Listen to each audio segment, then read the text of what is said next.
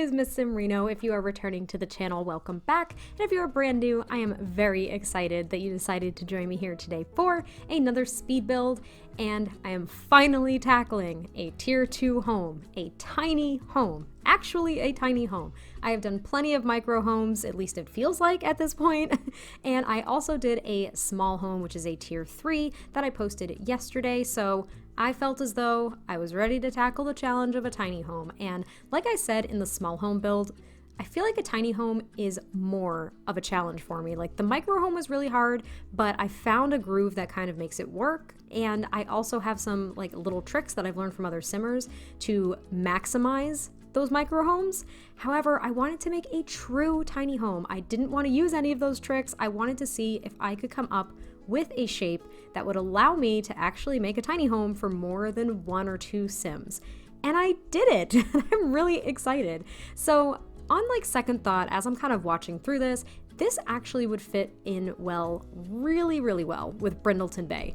At least in my opinion, like just using the sidings and everything, this looks like it would kind of fit in Brindleton Bay, but I have been using this a lot in Willow Creek, which is Hallow Slough, because it is I think it's a 30 by 20 lot, so it allows for, you know, maybe a tinier structure, but one with maybe a backyard or a front yard. So I don't know, I've just been using it a lot. Don't know why, just works.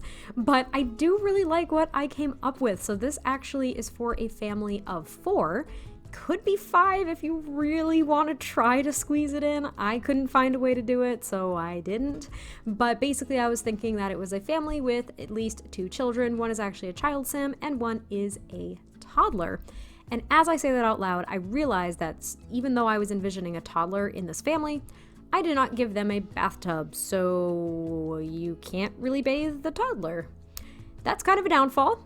That is a pitfall of this build, sorry ahead of time, but it does have at least 2 bedrooms and 1 full bathroom, and then a combined kitchen and living space, as you would probably expect for a tiny home.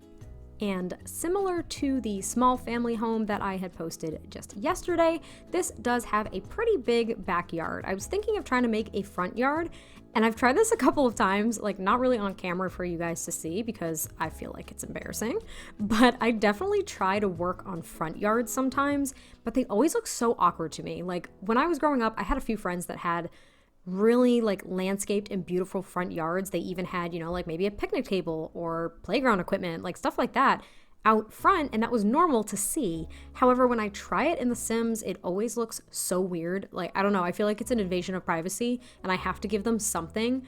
And even though this isn't an open world game, like Sims are just wandering up and down the sidewalks and like coming up on your doorstep all the time. So there are definitely times where I feel like a fenced in backyard is ideal compared to a front yard. So it's definitely something I want to try. Is that something that you guys see a lot in builds? Like, do you guys see a lot of front yards that are really done up? If you do, let me know. Like, aside from like pathways and stuff, do you see a lot of like functional items in front yards? I don't really see it that much, but anyway, I'm just kind of wrapping up the landscaping here, which was very colorful. I tried to bring out the blue in the siding with some of those purple and bluish plants, and then we move on to the interior. Now, I immediately knew where I wanted to place the staircase. That I knew. I kind of had an idea of where I wanted to put the bathroom, but as for the bedrooms upstairs, that was my first go around, and I just like gave it a shot because, to be honest, it was going to be very challenging no matter what, and I knew that it would kind of be a struggle and that the bedrooms would be a little awkward, so I decided to just like pack on the awkwardness and make it a slanted wall. So it all works out, but it was a little weird at first. And I do actually tile off this part of the kitchen because I don't know, I just felt as though it needed some kind of sectioning off.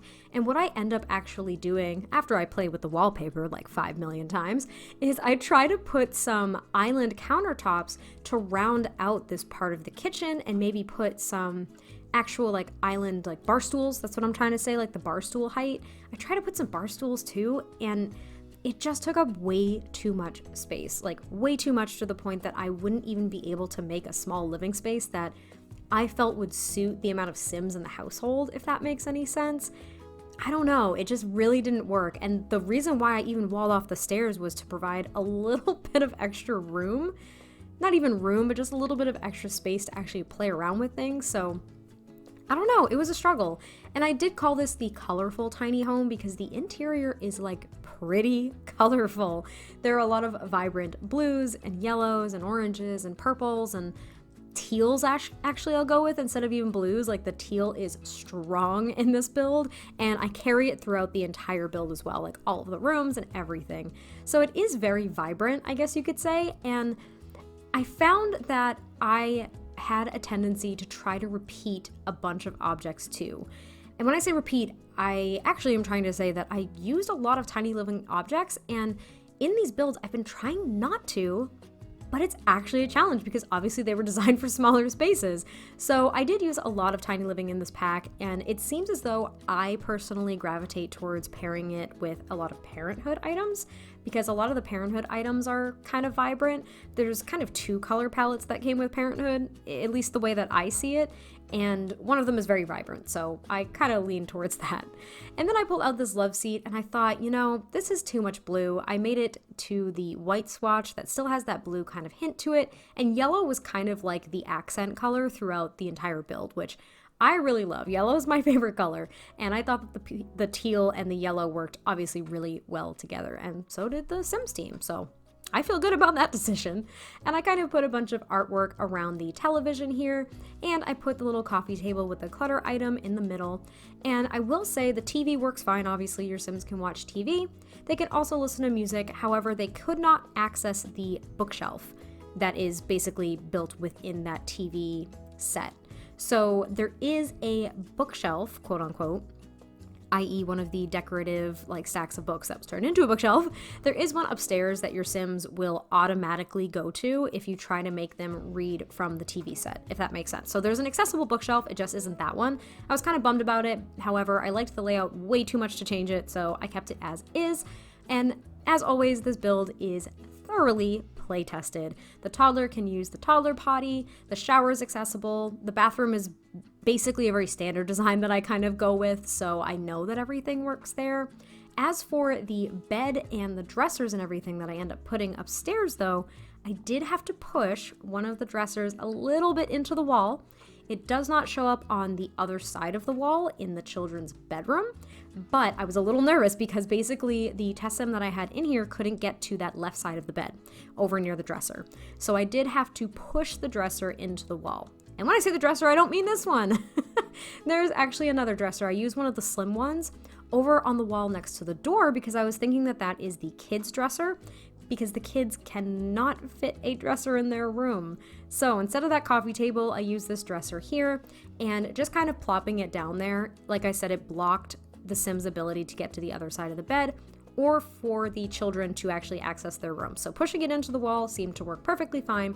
My test toddler, which is weird to say, my test toddler was able to get to the toddler bed no problem, and my other test Sims were able to get to this single bed without an issue. So if you guys do encounter any kind of issue, definitely let me know and I will play around with it as best I can. But hopefully it works for you.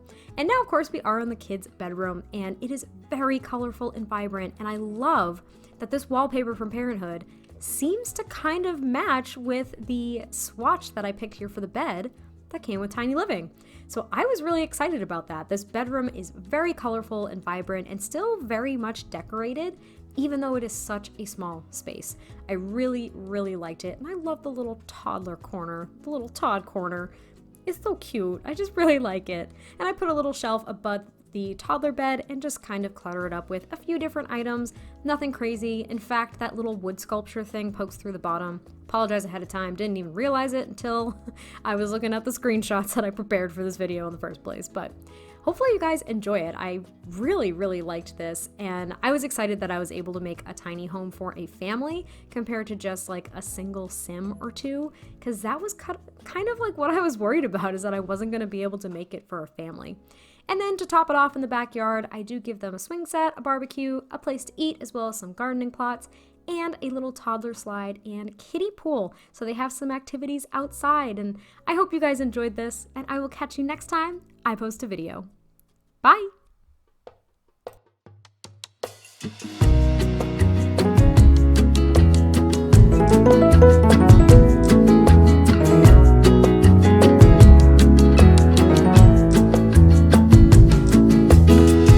Young